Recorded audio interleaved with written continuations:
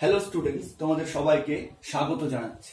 আজকে মাধ্যমিক ভৌত বিজ্ঞান চ্যাপ্টার নম্বর 7 অর্থাৎ পরমাণু নিউক্লিয়াস অধ্যায়ের ভিডিও নম্বর 7 বা পার্ট 7 ভিডিও। আজকে আমরা খুব ছোট্ট কিন্তু খুব গুরুত্বপূর্ণ এবং ইম্পর্টেন্ট আলোচনা করব তেজস্ক্রিয়তার একক সম্বন্ধে। ওকে, আচ্ছা, তাহলে স্টার্ট করে দিই। এবং অবশ্যই তোমরা খাতা পেন নিয়ে এবং ফুল কনসেন্ট্রেশন নিয়ে বসে পড়ো এবং আমি যে তথ্যগুলো বলবো বা যে জিনিসগুলো তোমাদের নোট করতে বলবো সেগুলো অবশ্যই নোট করে নাও।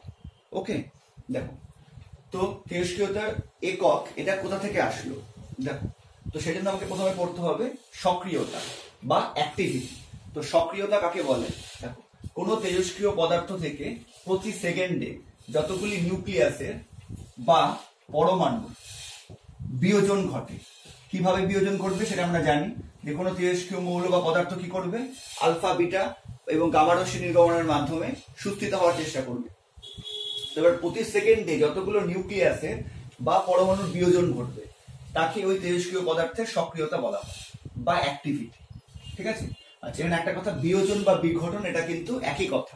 ঠিক আছে, তাহলে কি বুঝলাম যে যে কোনো তেজস্ক্রিয় মৌল বা পদার্থকে যদি রেখে দেওয়া হয় তাহলে সেটা তার একটা নির্দিষ্ট হারে কি হবে, সেই পরমাণু বা নিউক্লিয়াস থেকে হচ্ছে আলফা বিটা বা গামা রশ্মি বেরিয়ে যাওয়ার মাধ্যমে কি হবে, সেই নিউক্লিয়াসটার বিয়োজন ঘটবে। এবার প্রতি সেকেন্ডে যতগুলো নিউক্লিয়াসের বিয়োজন ঘটবে তাকে আমরা বলছি সক্রিয়তা বা অ্যাক্টিভিটি। আচ্ছা, এবার এই যে সক্রিয়তার একক এটাই কিন্তু তেজস্ক্রিয়তার একক হিসেবে ধরা হয়।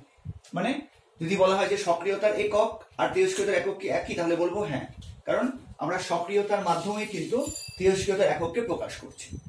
ওকে, আমরা তেজস্ক্রিয়তার একক বলতে আমরা কি বুঝবো, যে প্রতি সেকেন্ডে কোনো তেজস্ক্রিয় মৌল থেকে বা পরমাণু থেকে বা কোনো তেজস্ক্রিয় পদার্থ থেকে যতগুলো নিউক্লিয়াসের বিয়োজন ঘটে, যদি প্রতি সেকেন্ডে 10টা নিউক্লিয়াসের বিয়োজন ঘটে তাহলে তার সক্রিয়তা হচ্ছে 10 এবং তার হচ্ছে তেজস্ক্রিয়তা কত, 10 একক।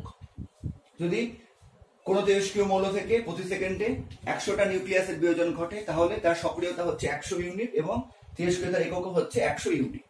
ঠিক আছে, আচ্ছা, এবার যদি বলা হয় এই যে তেজস্ক্রিয়তার একক যে হচ্ছে নির্ণয় করা হয়েছে বা নির্ধারণ করা হয়েছে তার ভিত্তি কি, মানে কিসের, মানে কোন বিষয়ের উপর ভিত্তি করে বা বেস করে তেজস্ক্রিয়তার এককগুলো নির্ণয় করা হয়েছে, তাহলে আমরা যেটা পড়লাম সেটাই যে প্রতি সেকেন্ডে কোনো তেজস্ক্রিয় নিউক্লিয়াস থেকে যতগুলো বিয়োজন ঘটে বা প্রতি সেকেন্ডে যতগুলি নিউক্লিয়াস বিয়োজিত হয় সেই সংখ্যার উপর ভিত্তি করেই তেজস্ক্রিয়তার এককগুলো নির্ধারণ করা হয়েছে। ঠিক আছে, তাহলে সক্রিয়তা বা তেজস্ক্রিয়তার একক একই এবং এই সক্রিয়তা বা প্রতি সেকেন্ডে কতগুলো নিউক্লিয়াস বিয়োজিত হবে কোনো তেজস্ক্রিয় মৌল থেকে তার উপর ভিত্তি করেই কিন্তু তেজস্ক্রিয়তার এককগুলো নির্ধারণ করা হয়েছে। ঠিক আছে, আচ্ছা, এবারে যে সক্রিয়তা একটা কোয়ান্টিটি হয়ে গেল বা একটা রাশি হয়ে গেল। তো সক্রিয়তাকে আমরা কিভাবে প্রকাশ করব, তো সক্রিয়তাকে আমরা সহজ করে প্রকাশ করার জন্য একটা একক নিয়ে এসেছি বা একটা রাশি নিয়ে এসেছি বলতে পারো, ডিপিএস, বা একটা টার্ম নিয়ে এসেছি, রাশি বলাও ঠিক হবে না। আমরা একটা সক্রিয়তা যেহেতু একটা কোয়ান্টিটি হয়ে গেল, ঠিক আছে, যেটাকে আমরা কি করে ডিফাইন করব তার জন্য আমরা আর একটা হচ্ছে টার্ম নিয়ে এসেছি যার মাধ্যমে আমরা সক্রিয়তাকে সহজে প্রকাশ করতে পারি বা সহজে বোঝাতে পারি। তো সেটা হচ্ছে ডিপিএস। তার মানে ডিপিএস কি, ডিপিএস এর মাধ্যমে কিন্তু আমরা সক্রিয়তা বা তেজস্ক্রিয়তার একককে প্রকাশ করছি। এবার ডিপিএস কি, ডিপিএস এর পুরো অর্থ হচ্ছে ডিসইন্টিগ্রেশন পার সেকেন্ড। এর বাংলা হচ্ছে প্রতি সেকেন্ডে তেজস্ক্রিয় নিউক্লিয়াসের বিয়োজন বা বিঘটন সংখ্যা। অর্থাৎ ডিপিএস মানে আমরা মনে রাখতে পারি খুব সহজে বিঘটন পার সেকেন্ড, মানে প্রতি সেকেন্ডে কোনো তেজস্ক্রিয় মৌলের যতগুলো নিউক্লিয়াসের বিঘটন ঘটে বা বিয়োজন ঘটে সেই সংখ্যাই হচ্ছে ডিপিএস। তার মানে এতক্ষণ কিন্তু আমরা একই জিনিসই পড়লাম, যেটা সক্রিয়তা সেটাই তেজস্ক্রিয়তার একক, আর সক্রিয়তাকে আমরা প্রকাশ করছি যে হচ্ছে টার্মের মাধ্যমে, সেটাই হচ্ছে ডিপিএস। ঠিক আছে, বোঝা গেল। এবার তেজস্ক্রিয়তার এককে চলে আসি। তো তেজস্ক্রিয়তার সবচেয়ে প্রচলিত এবং সবচেয়ে প্রাচীন একক হচ্ছে কিন্তু 20। এবার অনেকে কিন্তু বলে যে 20 সিজিএস একক। 20 কিন্তু কোনো সিজিএস একক না, কারণ 20 হচ্ছে সবার প্রথমে যে এককটা প্রচলিত হয় সেটাই কিন্তু হচ্ছে 20। তো সেই জন্য 20 কিন্তু সিজিএস একক নয়। ঠিক আছে, 20 হচ্ছে সবচেয়ে প্রচলিত একক এবং সবচেয়ে প্রাচীনতম একক। এবার 20 কাকে বলে দেখো, কোন তেজস্ক্রিয় মৌল বা পদার্থ বা পরমাণুও বলতে পারি। ঠিক আছে, কোন তেজস্ক্রিয় মৌল বা পদার্থ বা বলতে পারো এখানটায় পরমাণুও লিখতে পারো। ঠিক আছে, কনফিউজ হবে না, সবই কিন্তু একই বোঝাচ্ছে, কারণ পরমাণু মানে নিউক্লিয়াস, আর হচ্ছে নিউক্লিয়াস মানে হচ্ছে কোন একটা মৌল আমরা বলতে পারি বা পদার্থ বলতে পারি, ঠিক আছে। তো হচ্ছে 20 সংজ্ঞা কি বলবো, কোন তেজস্ক্রিয় মৌল বা পদার্থ বা পরমাণু বা নিউক্লিয়াস থেকে প্রতি সেকেন্ডে 3.7 ইন্টু 10⁻10 এত সংখ্যক যদি পরমাণুর বা নিউক্লিয়াসের বিয়োজন হয়, তাহলে ওই তেজস্ক্রিয় মৌলটির তেজস্ক্রিয়তার পরিমাণকে কি বলা হয়, 120। তার মানে 120 মানে কিন্তু একটা, দুটো, 10টা, 100টা বিয়োজন ঘটাচ্ছে না। 120 মানে হচ্ছে কিন্তু একটা বিশাল সংখ্যা। কত বড় সংখ্যা দেখো, 3.7 ইন্টু 10⁻10 মানে কয়েকশো কোটি, তাই না, কয়েকশো কোটি বোঝাচ্ছে, বা কয়েক হাজার কোটি হয়ে যাবে। তো তার মানে 20 বলতে আমরা কি বুঝবো, যদি কোনো তেজস্ক্রিয় মৌল থেকে রেখে দেওয়া হলো, এবার সেখান থেকে যদি দেখা যায় যে প্রতি সেকেন্ডে 3.7 ইন্টু 10⁻10 এত সংখ্যক পরমাণুর বিয়োজন ঘটছে বা এত সংখ্যক নিউক্লিয়াসের বিয়োজন ঘটছে, তাহলে সেই তেজস্ক্রিয় মৌলের তেজস্ক্রিয়তার পরিমাণকে আমরা কি বলবো, 20। ঠিক আছে। আচ্ছা, এবার 20কে কিভাবে প্রকাশ করা হয়, এটা হচ্ছে ইংরেজি টার্মটা, বা এর সিম্বল হচ্ছে সিআই। ঠিক আছে, 20 মানে কিন্তু সি না, সিআই। তাহলে কি লিখবো, ক্যাপিটাল সি স্মল আই। 120 মানে কত হবে, 3.7 ইন্টু 10⁻10 হলো। এবার হচ্ছে এত সংখ্যক কি হচ্ছে, পরমাণুর বিয়োজন হচ্ছে প্রতি সেকেন্ডে। এবার প্রতি সেকেন্ডে যতগুলো পরমাণুর বিয়োজন হচ্ছে তাকে আমরা কি নাম দিয়েছি, ডিপিএস, তাই তো। ডিপিএস মানে কি, প্রতি সেকেন্ডে কতগুলো পরমাণুর বিয়োজন হচ্ছে। তো 120 মানে প্রতি সেকেন্ডে 3.7 ইন্টু 10⁻10 সংখ্যক পরমাণুর বিয়োজন হচ্ছে। তো তার মানে 120 মানে কত হবে, এত ডিপিএস। বোঝা গেল, কারণ ডিপিএস মানেই তো প্রতি সেকেন্ডে কতগুলো বিয়োজিত হচ্ছে, কতগুলো হচ্ছে 3.7 ইন্টু 10⁻10, এটাই হচ্ছে ডিপিএস। বোঝা গেল, বা এটাকে আমি সক্রিয়তাও বলতে পারি। ঠিক আছে, তো সক্রিয়তাকে সহজ করে বোঝানোর জন্য আমরা ডিপিএস ব্যবহার করছি। বোঝা গেছে ব্যাপারটা। আচ্ছা, এবার 20 বুঝতেই পারছো, 20 কিন্তু একটা বৃহৎ একক। ঠিক আছে, 20 কিন্তু একটা বৃহৎ একক, মানে অনেক বড় একক। তো আমরা বাস্তবিক ক্ষেত্রে কিন্তু 20 ব্যবহার করি না। মানে 20 অবশ্যই হচ্ছে যে একটা প্রচলিত এবং বাধ্যতামূলক একক, কিন্তু 20 মানটা কিন্তু অনেক বেশি। তোমরা দেখে বুঝতে পারবে 3.7 10⁻10 মানে হচ্ছে অনেক বড় একক। সেই জন্য 20 একটি বৃহৎ একক। 20 একটি বৃহৎ একক। তাই সাধারণভাবে কি ব্যবহার করা হয়, তাই সাধারণভাবে ছোট এককগুলো ব্যবহার করা হয়, যেমন মিলি বা মাইক্রো 20 ব্যবহার করা হয়। ঠিক আছে, এবার এর মানগুলো কত এগুলো বলে দিচ্ছি। আচ্ছা, 1 মিলি 20, মিলি মানে আমরা কি বুঝি, 10⁻³ তোমরা ক্লাস 9 এ পড়েছো বিভিন্ন উপসর্গগুলো, মিলি, মাইক্রো, ন্যানো, পিকো, ফেমটো। ঠিক আছে, তো 1 মিলি 20 কে আমরা কি লিখবো, 1 স্মল এম, এটা হলো মিলি সিআই। ঠিক আছে, 20 হচ্ছে সিম্বল এমসিআই, মানে মিলি 20 সমান কত হবে, 10⁻³ 20। ঠিক আছে, তাহলে কত হয়ে যাবে, মানে 120 সঙ্গে 10⁻³ মাল্টিপ্লাই করতে হবে, যেটা পাবো সেটাই হচ্ছে মিলি 20। তাহলে 120 মানে কত ছিল, আর মিলির জন্য 10⁻³ চলে আসলো, তাহলে কত হয়ে যাবে, 3.7 ইন্টু 10⁻7 20 বা সিআর, এটা একটা হয়ে গেল। আচ্ছা, এবার 1 মাইক্রো 20, 1 মাইক্রো 20। আচ্ছা, এবার মাইক্রোকে কিভাবে লেখা হয়, মিউ এম, তোমরা জানো। 1 মাইক্রো 20 মানে হচ্ছে 10⁻6 20, মাইক্রো মানে 10⁻6, তাহলে কত হবে, 3.7 ইন্টু 10⁻10, এটা হয়ে গেল 20 মান, ইন্টু মাইক্রোর জন্য 10⁻6 দিয়ে মাল্টিপ্লাই, তাহলে কত হয়ে যাবে, 3.7 ইন্টু 10⁻4 20। বোঝা গেল, এটা হচ্ছে 20 একক। ঠিক আছে, তো 20 যেহেতু বড় একক, সেজন্য আমরা মিলি 20 বা মাইক্রো 20 ব্যবহার করি। এই মানগুলো তোমাদের কিন্তু কোনটাই হচ্ছে, শুধুমাত্র 20 মানটা মনে রাখবে, আর মনে রাখবে মিলি মানে 10⁻³ দিয়ে গুণ, আর মাইক্রো মানে 10⁻6 এটা দিয়ে গুণ। ঠিক আছে, তাহলে হয়। আচ্ছা, 20 পড়লাম। এবার আর কি একক আছে দেখো, 1 নম্বর আচ্ছা এটা মুছে দিচ্ছি, তোমরা লিখে নাও, ঠিক আছে। 20 পড়লাম। এবার আমরা পড়ব আরেকটা হচ্ছে একক, যেটা সাধারণভাবে বেশি ব্যবহার করা হয়, ঠিক আছে। তো 2 নম্বর হচ্ছে তেজস্ক্রিয়তার বা সক্রিয়তার এসআই একক। এসআই একক কি? এসআই একক হচ্ছে বেকারেল। এসআই একক হচ্ছে বেকারেল।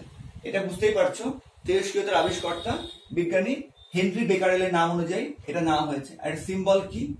বিকিউ, ঠিক আছে। সিম্বল হচ্ছে BQ, capital B small Q. এটা হচ্ছে বেকারেলের সিম্বল বা চিহ্ন। আচ্ছা, এবার আমরা জানি যে এসআই একককে কিন্তু এখন হচ্ছে পুরো বিশ্বে প্রচলিত করা হয়েছে, বা পুরো বিশ্বে হচ্ছে এসআই এককের কিন্তু প্রচলন রয়েছে। তো এসআই একককে কিন্তু আমরা প্রচলিত এককে বলি, ঠিক আছে। এসআই একককে কিন্তু প্রচলিত একক বলি। যেমন তোমরা চলতরিত অধ্যায় পড়েছো যে কার্যের একক হচ্ছে জুল, এটাই কার্যের প্রচলিত একক। ক্ষমতার একক হচ্ছে ওয়াট। এসআই এককটাই হচ্ছে প্রচলিত একক ধরা হয়। তো সেই জন্য যদি বলা হয় যে তেজস্ক্রিয়তার প্রচলিত একক কোনটি, তাহলেও কিন্তু হচ্ছে বেকারেল বলবে, কারণ এটাই বেশি ব্যবহার করা হয়, কারণ এটা এসআই একক। এটাকে এখন পুরো বিশ্বে হচ্ছে স্বীকৃতি দেওয়া হয়েছে। যাই হোক, তো তেজস্ক্রিয়তার এসআই একক হচ্ছে বেকারেল। আচ্ছা, এবার 1 বেকারেল মানে কি, বা সংখ্যাটা কি বলবো? একই রকম হচ্ছে হবে, ঠিক আছে। পুরো জিনিসটা একই রকম হবে, শুধু সংখ্যাটা চেঞ্জ হয়ে যাবে। তো বেকারেল কাকে বলে? কোন তেজস্ক্রিয় মৌল থেকে, কোন তেজস্ক্রিয় মৌল থেকে, মৌল বা বলতে পারো পরমাণু, ঠিক আছে, বা পদার্থ বলতে পারো, এটা ইচ্ছে সবগুলো চাইলে বলে দিতে পারো। প্রতি সেকেন্ডে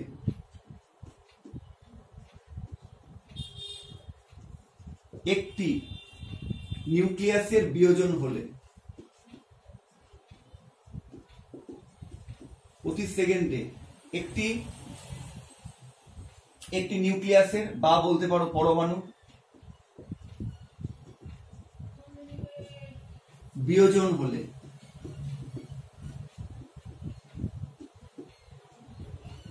হলে ওই তেজস্ক্রিয় মৌলটির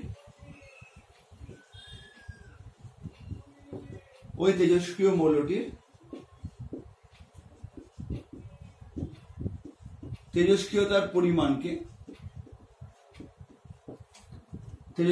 পরিমাণকে বলা হয় 1 বেকারেল।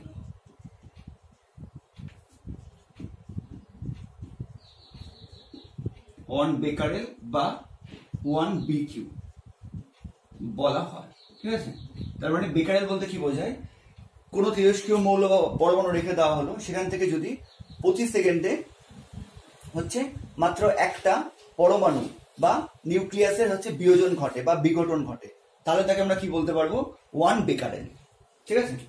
তার মানে 1 বেকারেল মানে কত? তার মানে 1 বেকারেল মানে হচ্ছে 1 বিঘটন পার সেকেন্ড। এটাও কিন্তু অনেক সময় দেয়। 1 বেকারেল মানে হচ্ছে 1 বেকারেল বিঘটন পার সেকেন্ড। আচ্ছা, এবার বিকিউ, এটা হচ্ছে সিম্বল, চিহ্ন। এবার বিঘটন পার সেকেন্ড, এটাকে আমরা কি বলছি? ডিপিএস, তাই তো। তাহলে এটা কি হয়ে যাবে? 1 ডিপিএস হয়ে গেছে। 1 বেকারেল সমান 1 ডিপিএস। ক্লিয়ার একদম? তার মানে 1 পরিমাণে 3.7 × 10⁻10 বিঘটন পার সেকেন্ড, সেই জন্য এত ডিপিএস। আর 1 বেকারেল মানে একটা বিঘটন প্রতি সেকেন্ডে, মানে প্রতি সেকেন্ডে একটা পরমাণু বা একটা নিউক্লিয়াস বিঘটিত হচ্ছে বা ভেঙে যাচ্ছে, ঠিক আছে। সহজ করে বললে ভেঙে যাচ্ছে। আচ্ছা, এটা হচ্ছে 20 আর বেকারেলের সংজ্ঞাগুলো কিন্তু দেয়। এবার একটা গুরুত্বপূর্ণ প্রশ্ন দেখো, যে 20 ও বেকারেলের সম্পর্ক।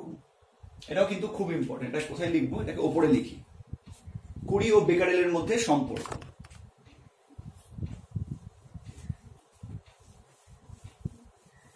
ঠিক আছে, এটাও কিন্তু পরীক্ষাতে শর্ট কোশ্চেন হিসেবে খুব দেয়। তোমরা আশা করি এতক্ষণে বুঝতেই পেরেছো 20 ও বেকারেলের সম্পর্ক।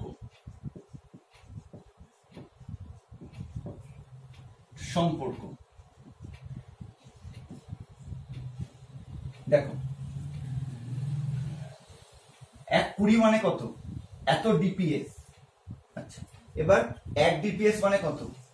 1 বেকারেল, তাই না? আবার বলছি, 1 20 মানে 3.7 × 10⁻10 ডিপিএস। এবার 1 ডিপিএস মানে কত দেখো 1 বেকারেল, তো তার মানে কি বলতে পারবো 120 = 3.7 × 10⁻10, ঠিক আছে, কত ডিপিএস। এবার এই ডিপিএস মানে কি 1 বেকারেল, তো তার মানে কি লিখতে পারবো ডিপিএস এর জায়গায় কি লিখতে পারবো বেকারেল। বুঝা গেল? খুব গুরুত্বপূর্ণ প্রশ্ন। 120 = 3.7 × 10⁻10 বেকারেল, কারণ 1 বেকারেল হলো যা 1 হচ্ছে ডিপিএস ও তা। ক্লিয়ার? আচ্ছা, এবার এখানে হচ্ছে আরেকটা তথ্য জেনে রাখো, এই যে আমি 20টা লিখলাম, ঠিক আছে, এই যে 20 এই 20 এটাকে কিন্তু অন্য আরেকটা ভাবেও ব্যবহার করা হয়। কিভাবে? যে 1 গ্রাম বিশুদ্ধ রেডিয়ামের 1 গ্রাম বিশুদ্ধ রেডিয়ামের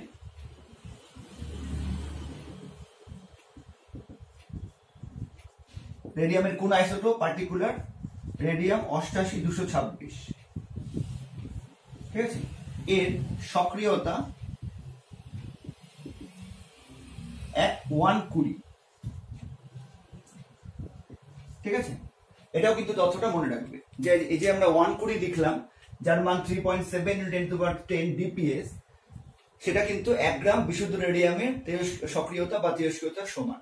এর মানে হচ্ছে যে যদি 1 গ্রাম বিশুদ্ধ রেডিয়ামের পার্টিকুলার এই আইসোটোপটা 88226 রেখে দেওয়া হয়, তাহলে সেখান থেকে দেখা যাবে যে প্রতি সেকেন্ডে 3.7 × 10⁻10 এত সংখ্যক নিউক্লিয়াসের রেডিয়াম নিউক্লিয়াসের বিয়োজন ঘটছে।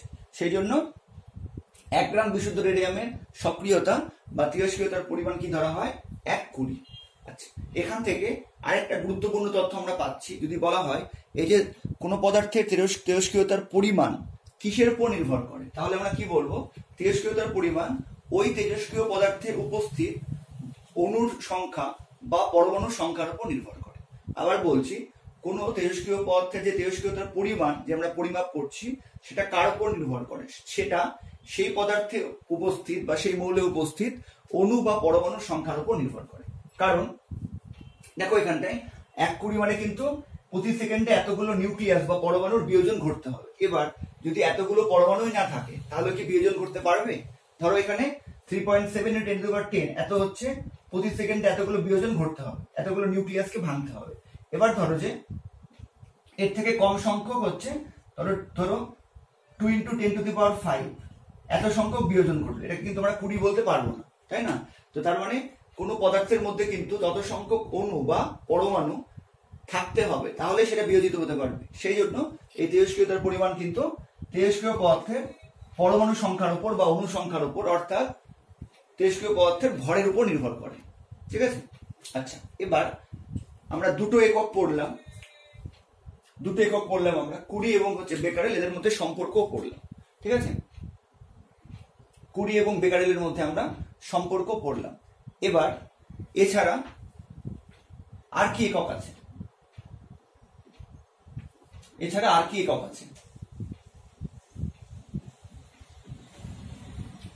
আরো বিভিন্ন প্রচলিত একক আছে, কিন্তু আরেকটা একক ব্যবহার করা হয় সাধারণভাবে এটা ছাড়া। আচ্ছা, 1 বেকারেল মানে 1 ডিপিএস, এটা লিখে দিলাম। এবার 3 নম্বর একক হচ্ছে রাদারফোর্ড। 3 নম্বর একক হচ্ছে রাদারফোর্ড, যার সিম্বল হচ্ছে ক্যাপিটাল আর বা স্মল টি, ঠিক আছে। রাদারফোর্ড বা ক্যাপিটাল আর বা স্মল টি দুই ভাবে লেখা যায়, ঠিক আছে। এবার 1 রাদারফোর্ড মানে কত, সংখ্যাটা লিখছি না, সংখ্যাটা তোমরা এখান থেকেই লিখে নিতে পারবে। 1 রাদারফোর্ড মানে হচ্ছে 10⁶ ডিপিএস, ঠিক আছে। 1 রাদারফোর্ড মানে হচ্ছে 10⁶ ডিপিএস। তোমরা এখান থেকে সংখ্যাটা লিখে নিতে পারবে, একই রকম ভাবে শুরু হবে।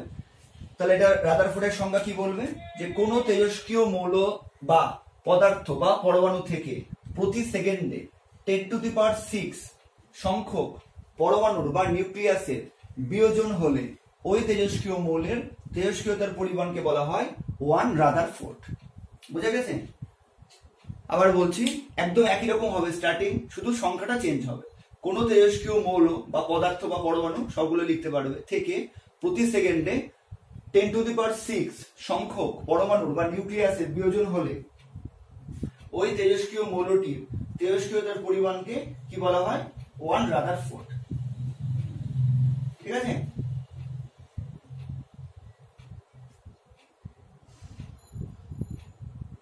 আচ্ছা, এবার যদি বলা হয় যে কুরি এবং রাদারফোর্ড এর মধ্যে কি সম্পর্ক, ঠিক আছে, কুরি এবং রাদারফোর্ড এর মধ্যে কি সম্পর্ক, বা এই সবগুলোর মধ্যে কি সম্পর্ক,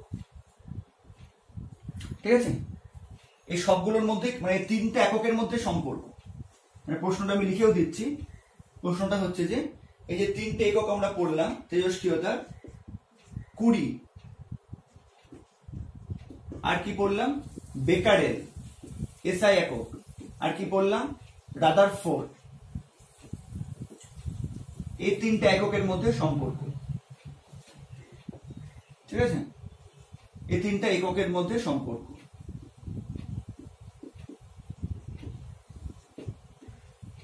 এটাও একটা প্রশ্ন। কি হবে তবে? 120 সমান সমান কত করলাম আমরা? দেখো এখানে করেছি 3.7 ইন্টু 10⁻10 ডিপিএস। আর এই ডিপিএস মানে কি? বেকারেল। কারণ এটা হয়ে গেল কুরি আর বেকারেলের মধ্যে সম্পর্ক। এখানে ডিপিএস এর জায়গায় বেকারেল লিখতে পারি, কারণ 1 ডিপিএস মানে 1 বেকারেল। আচ্ছা, এটা কার সঙ্গে সমান হবে? দেখো এখানে এবার 10⁶ আছে রাদারফোর্ডে, তাহলে আমি যদি 10⁶ এরকম লিখতে পারি, তাই তো? দেখো এত রাদারফোর্ড, ক্যাপিটাল আর, ঠিক আছে, ক্যাপিটাল আর দিয়ে ডিনোট করলাম, ঠিক আছে, এরকম লিখতে পারবো। দেখো 10⁻10 মানে 10⁻10টাকে আমি ভেঙে দিলাম, 10⁶ ইন্টু 10⁻4 এতে ভেঙে দিলাম। এবার 10⁶ ডিপিএস বা 10⁶ বেকারেল, ঠিক আছে, মানে কি? মানে হচ্ছে রাদারফোর্ড। তাহলে আমি এখানে কি লিখতে পারবো? 3.7 10⁶ ডিপিএস মানে কি হয়ে গেল? 10⁶ হচ্ছে রাদারফোর্ড হয়ে গেল। তাহলে কত বাঁচলো? 10⁻8 রাদারফোর্ড। বোঝা গেল ব্যাপারটা? তিনটা এককের মধ্যে সম্পর্ক কি হলো? 120 সমান সমান আমরা আগেই পেয়েছি 3.7 ইন্টু 10⁻10 বেকারেল। এবার এক রাদারফোর্ড মানে কত? 10⁶ ডিপিএস বা 10⁶ বেকারেল। ডিপিএস আর বেকারেল তো এক। তাহলে এবার 10⁶টাকে আমি 10⁻10টাকে আমি ভেঙে দিলাম, 10⁶ ইন্টু 10⁻4। এবার 10⁶ মানে কি হয়ে গেল? রাদারফোর্ড। 10⁶ মানে বেকারেল মানে কি হয়ে গেল? রাদারফোর্ড হয়ে গেল। ঠিক আছে? আচ্ছা, এটাকে হ্যাঁ এখানে এখানে রাদারফোর্ড না লিখে এখানে বেকারেল লিখলে ঠিক হবে। এটা ছিল হচ্ছে বেকারেল। ঠিক আছে, এবার 10⁶ বেকারেল মানে কি হয়ে গেল? এক রাদারফোর্ড 1 আর, এটা বাদ চলে গেল, মানে কি থাকলো? 10⁻7 ইন্টু 10⁻4 রাদারফোর্ড। এটা হচ্ছে তিনটার মধ্যে সম্পর্ক। ঠিক আছে, তাহলে এখান থেকে তিনটে প্রশ্ন পাচ্ছি আমরা। কুরি ও বেকারেলের মধ্যে সম্পর্ক এইটা। এবার রাদারফোর্ড আর বেকারেলের মধ্যে সম্পর্ক এইটা, এক রাদারফোর্ড বা 1 আর সমান সমান 10⁶ বেকারেল। এবার তিনটের মধ্যে সম্পর্ক 120 সমান সমান 3.7 ইন্টু 10⁻10 বেকারেল সমান সমান 3.7 ইন্টু 10⁻10 রাদারফোর্ড। ঠিক আছে, এটা তোমাদের আর দরকার নেই। ঠিক আছে, এটা আর দরকার নেই, এটা তো আমি ভেঙে দেখিয়েছি। এটা সমান সমান এইটা সমান সমান হচ্ছে এইটা 10⁻4 রাদারফোর্ড। ঠিক আছে, তো তেজস্ক্রিয়তার একক সম্বন্ধে বা সক্রিয়তা সম্বন্ধে আর কিছু তোমাদের পড়ার দরকার নেই। তোমরা যদি এটুকুটা মনে রাখতে পারো এবং তথ্যগুলো লিখে নাও তাহলে কিন্তু মোর দ্যান এনাফ। এবার আমরা আরেকটা হচ্ছে প্রশ্ন পড়বো এখান থেকে। ঠিক আছে, আজকে লাস্ট প্রশ্ন। এই প্রশ্ন কিন্তু তোমাদের জানা দরকার এবং তোমরা যখন টেস্ট পেপার সলভ করবে তখন দেখবে এই প্রশ্নটা পাবে। তো সেজন্য আমি প্রশ্নটা লিখে দিচ্ছি, শর্ট কোয়েশ্চেন। এবার আমরা যে বলছি যে প্রতি সেকেন্ডে 3.7 × 10⁻10 সংখ্যক পরমাণুর বিয়োজন হচ্ছে বা প্রতি সেকেন্ডে 10⁻6 সংখ্যক পরমাণুর বিয়োজন হচ্ছে, এই যে সংখ্যাগুলো আমরা বলছি তো আমরা কিভাবে পরিমাপ করছি? নিশ্চয়ই এর কোনো যন্ত্র থাকতে হবে, তাই তো? নিশ্চয়ই এমন কোনো যন্ত্র আছে যার মাধ্যমে এই এককগুলোকে আমরা পরিমাপ করতে পারবো, তাই তো? থাকতেই হবে এরকম যন্ত্র। তো এবার সেই যন্ত্রগুলো পড়বো। ঠিক আছে, তো এবার প্রশ্নটা হচ্ছে ওটাই যে তেজস্ক্রিয়তা পরিমাপক কয়েকটি যন্ত্রের নাম লেখো। তেজস্ক্রিয়তা পরিমাপক কয়েকটি যন্ত্রের নাম লেখো। এটাও কিন্তু পরীক্ষার জন্য ইম্পর্টেন্ট, যদিও তোমাদের যন্ত্রের বর্ণনাগুলো বা পদ্ধতিগুলো নেই, ঠিক আছে, কিন্তু প্রশ্নটা পড়ে রাখবে। বা তেজস্ক্রিয়তা কোন যন্ত্রের সাহায্যে পরিমাপ করা হয়, একই প্রশ্ন বুঝতে পারছো। পরিমাপক যন্ত্র মানেই হচ্ছে কোন যন্ত্রের সাহায্যে পরিমাপ করা হয়, ঠিক আছে। তো আমি হচ্ছে 4টে নাম লিখছি, কিন্তু তোমরা বলে দিচ্ছি আমি। প্রধান হচ্ছে গাইগার, এটা কিন্তু বিজ্ঞানীর নাম, গাইগার মুলার বিজ্ঞানীর নাম, গাইগার মুলার কাউন্টার, গাইগার মুলার কাউন্টার, এটাই সব থেকে বেশি ব্যবহার করা হয় এবং এটা সবচেয়ে প্রচলিত, ঠিক আছে। 2 নম্বর হচ্ছে